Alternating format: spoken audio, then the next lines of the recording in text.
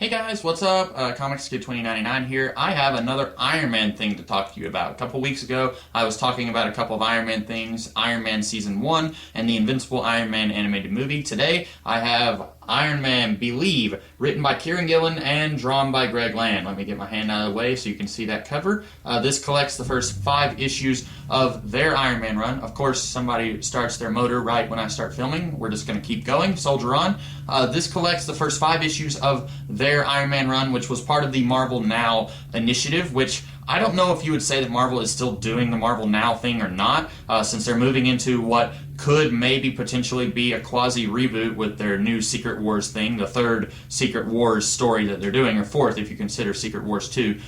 So this is part of the post-Avengers vs. X-Men new landscape of the Marvel Universe. And I haven't read a whole heck of a lot of Iron Man stories, so I don't really know how this compares to other Iron Man stories, but the basic premise here is that the lady who created the Extremis technology, she showed up in Iron Man 3, Maya something, Maya something, she shows up at the very beginning of the story, and she is being hunted down by some people, and they kill her. And then Tony Stark gets a message, and it's one of those, if you're getting this message, it means I'm dead, and Tony finds out that she was forced to build Extremis with a gun to her head, and now there's 4 people out in the world who have the Extremis technology, and Tony Stark wants to hunt them down. And so it's sort of a sequel to the Iron Man Extremis story. Extremis, I don't know how it's supposed to be pronounced. I know in Iron Man 3 it was Extremis, but I've always pronounced it Extremis.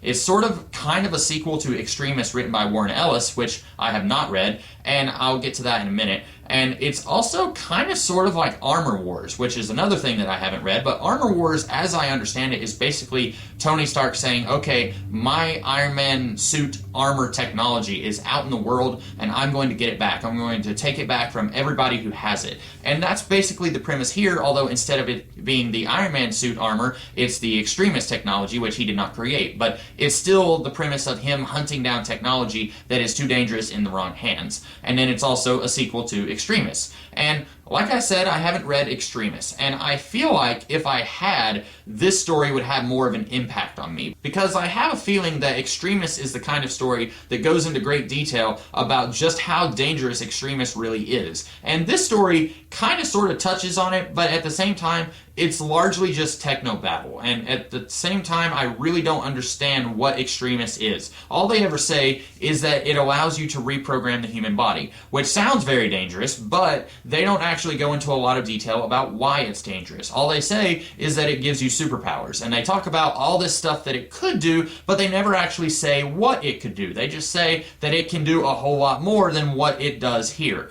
Tony fights some people who can breathe fire, which is another thing that was in Iron Man 3, and I don't know if that got that from this book right here, or if they got it from the Extremis storyline that Warren Ellis wrote. I'm not really sure. But they've got all these people who have like fire-breathing powers, and Tony says, oh, that's old news. If that's all they did, then this isn't going to be a big deal. And I'm like, okay, but then what is a big deal? Why is it so huge that you're hunting down Extremis? What can this technology do? And I don't really feel like this book goes into a lot of care in trying to explain that to somebody like me who hasn't read the original Extremis storyline. And even seeing Iron Man 3, I still don't have a good grasp on what this technology is and what all it's capable of doing. If I had a better grasp of what it was capable of doing, I might have been much more invested in this story, because I would have been like, oh no, Extremis is out in the world, Tony has to stop this right now, and I would have been much more invested in what's going on here. But unfortunately, I feel like this book is geared more towards somebody who is much more familiar with that technology,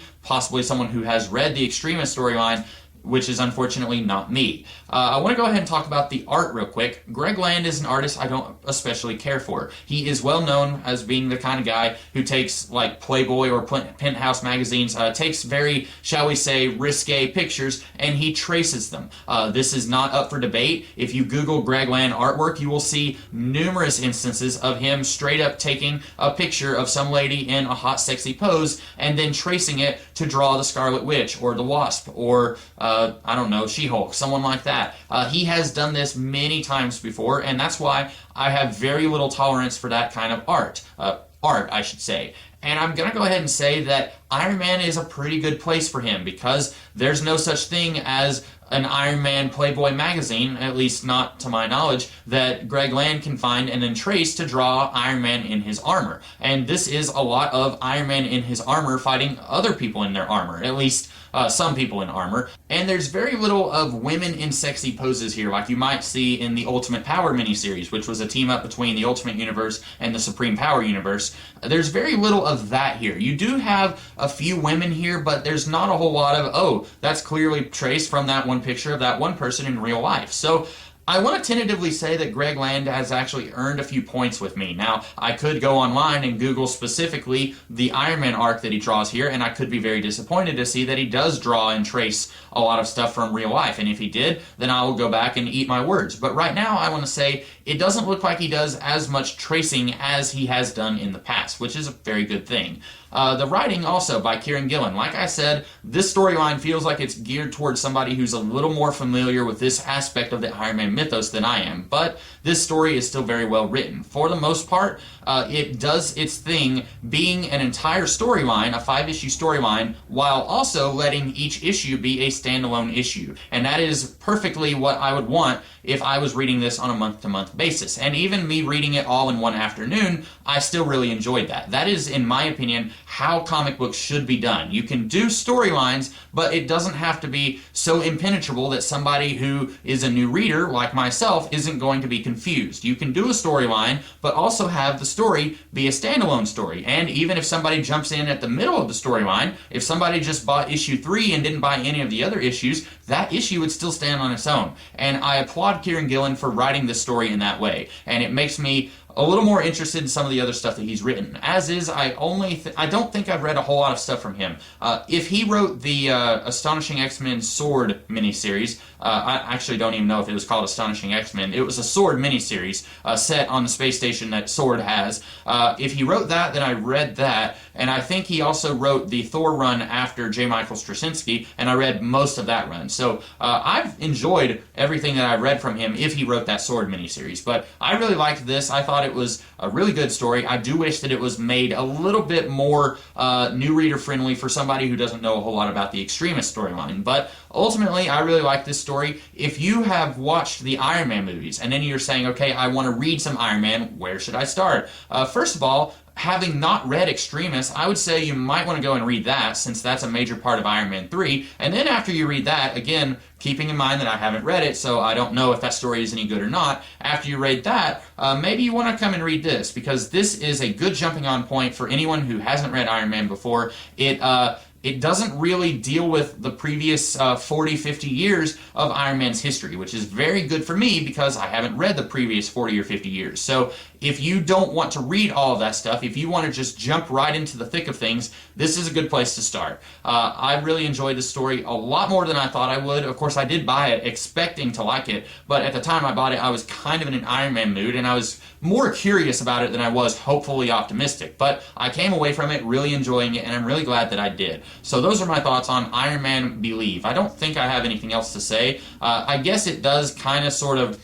It ends with a new status quo that is very different from what's presented here. This doesn't so much have a status quo. This story, this whole book is basically just a limited story. And then at the end of that limited story, Kieran Gillen says, okay, now here's the new status quo for Iron Man's ongoing series. And I don't know what happens in Volume 2 of this series, but it kind of sort of looks like this is setting up Iron Man being a member of the Guardians of the Galaxy in Brian Michael Bendis' run, which is another run that I have not read. I haven't read Bendis' Guardians, but it kind of looks like this is setting up that. And so I'm not really sure if it's setting up that or if we're going to have Iron Man solo adventures in outer space, which is something that I would love to read just as much as I would love to read more Guardians of the Galaxy. I like reading stuff set in outer space. But Iron Man fighting crime in space and exploring stuff in space and doing sciencey things in space, that sounds really fantastic. So if that is what Volume 2 is, which it kind of looks like it based on the final pages of this book, I'm very interested to read Volume 2, and I'm definitely on board. So that's all I have to say. That actually is all I have to say this time. I hope that you guys liked this video. I hope I was able to convince you to pick up Iron Man Believe, and if you did like this video, be sure to like, share, comment, and subscribe, and I will have other videos throughout the rest of this week and next week as well. I'll be doing other videos next week. So I hope that you guys will check those out, and I will see you guys later. Have a great rest of the day.